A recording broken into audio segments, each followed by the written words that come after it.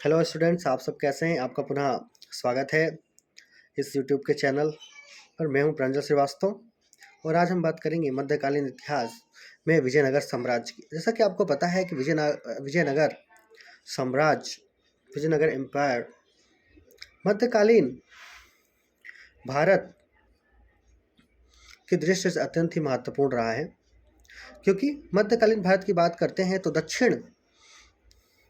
भारत के दक्षिण में यह एक शक्तिशाली साम्राज्य था। जैसा कि बाबर ने अपनी आत्मकथा, अपनी ऑटोबायोग्राफी में कहा है कि कृष्णदेवराय, जो कि तुलु वंश का शासक था और वह भी विजयनगर साम्राज्य से संबंधित था, एक शक्तिशाली शासक रहा है। तो यही हम बात करेंगे कि विजयनगर साम्राज्य की स्थापना कैसे हुई और उस विजयनगर साम्राज्य में किस किस वंश ने शासन किया, हम उसकी बात करेंगे संक्षिप्त रूप में।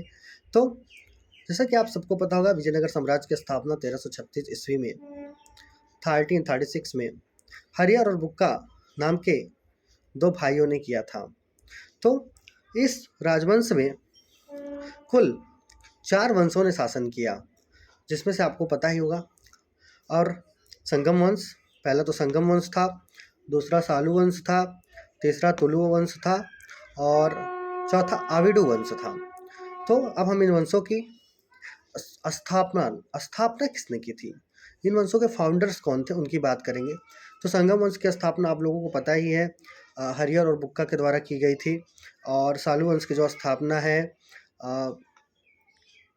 सालू नरसिंह के द्वारा की गई थी। और तुलु वंश की जो स्थापना है वीर नरसिंह के द्वारा की गई थी।